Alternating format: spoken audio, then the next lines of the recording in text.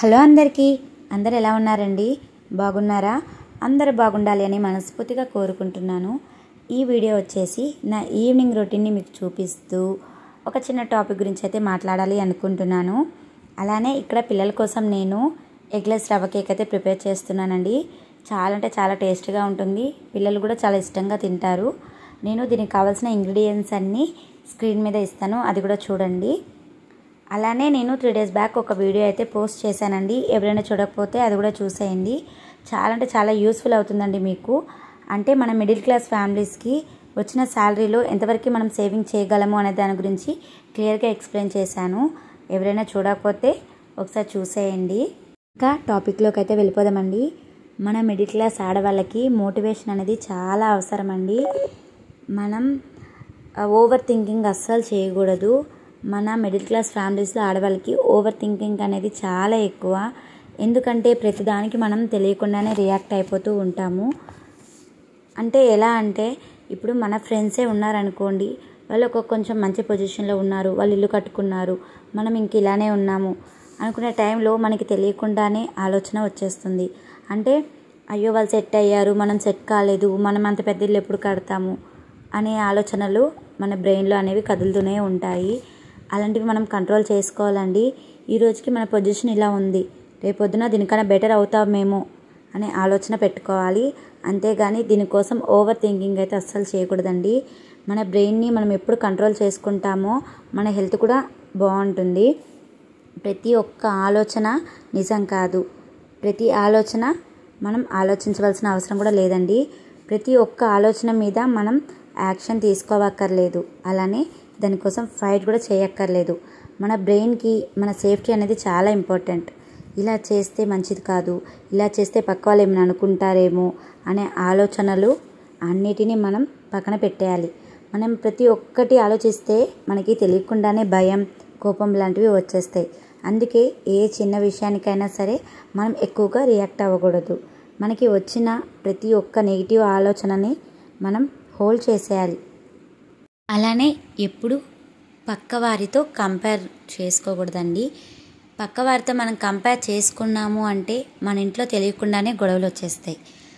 వాళ్ళకి వాళ్ళ హస్బెండ్ అది కొన్నారు, ఇది కొన్నారు, నాకు నువ్వేం చేయలేదు అని మన హస్బెండ్ని ప్రతిసారి మనం క్వశ్చన్ వేయక్కర్లేదండి.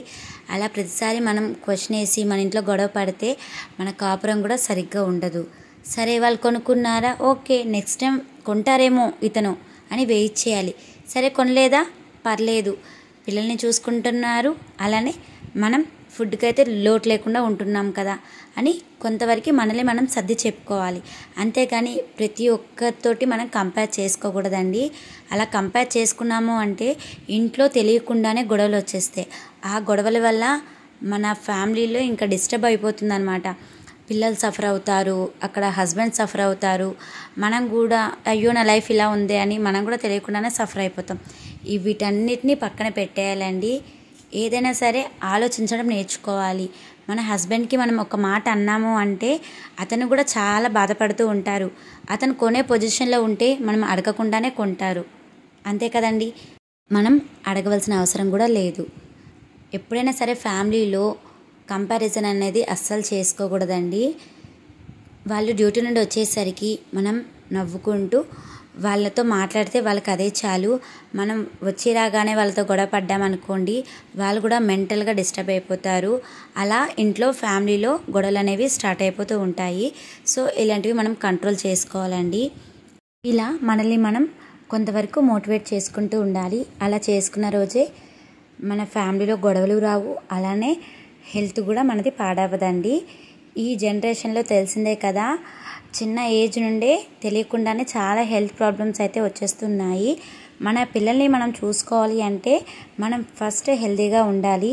మనం హెల్తీగా ఉంటేనే మన పిల్లల్ని మనం చూసుకోగలము. అలా కాదు, ఓవర్ థింకింగ్ చేసుకునే కూర్చున్నామే అనుకోండి, మన హెల్త్ని మనమే పాడు చేసుకునే వాళ్ళం అవుతాము. ఏదైనా పనిని మనం చెయ్యాలి అనుకుంటే దాని గురించి ఆలోచించాలండి. అంటే మేము ఏం చేస్తే డెవలప్ అవ్వగలము, నేను మా వారికి ఎలా తోడవగలను అనే దాని గురించి ఆలోచించాలి.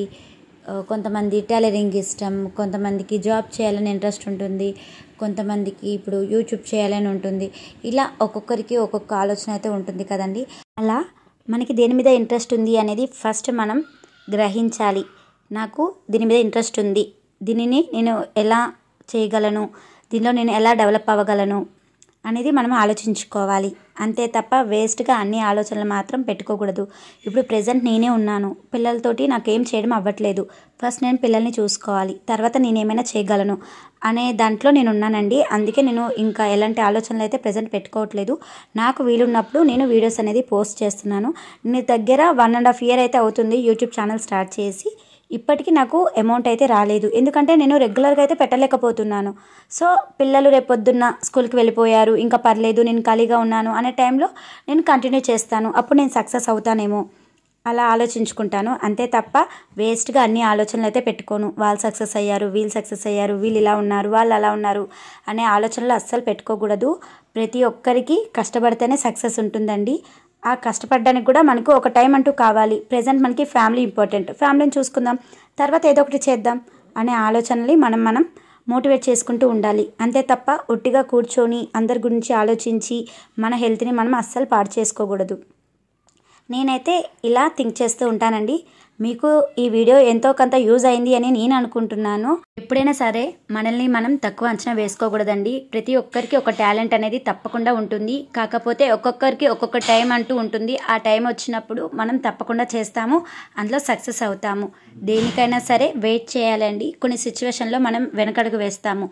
ఆ సిచ్యువేషన్స్ ఒకసారి కంప్లీట్ అయిన తర్వాత మళ్ళీ మనం ఫోకస్ అనేది దాని మీద చేయాలి. ఇప్పుడు నేను ఫ్యామిలీకి ఇంపార్టెన్స్ ఇస్తున్నాను, తర్వాత ఇలా యూట్యూబ్ మీద ఫోకస్ చేయాలి అనుకుంటున్నాను. ఇలా ప్రతి ఒక్కరం ఒక ఆలోచన అయితే ఉంటుంది. దానికోసం తర్వాత మనం కష్టపడాలి. ఫస్ట్ మనం మన ఫ్యామిలీని చూసుకోవాలండి. నేనైతే ఇలా నన్ను నేను మోటివేట్ చేసుకుంటూ ఉంటాను. మీకు కూడా ఈ వీడియో ఎంతో కొంత యూజ్ అయింది అని నేను అనుకుంటున్నానండి. అలానే ఈ వీడియో కనుక నచ్చితే ఒక లైక్ చేయండి. అలానే నా ముందు వీడియోస్ని కూడా ఒకసారి చూడండి, అవి కూడా నచ్చితే లైక్ చేసేయండి. అలానే నా ఛానల్ని మర్చిపోకుండా సబ్స్క్రైబ్ చేసుకోండి. Thank you for watching. Please support.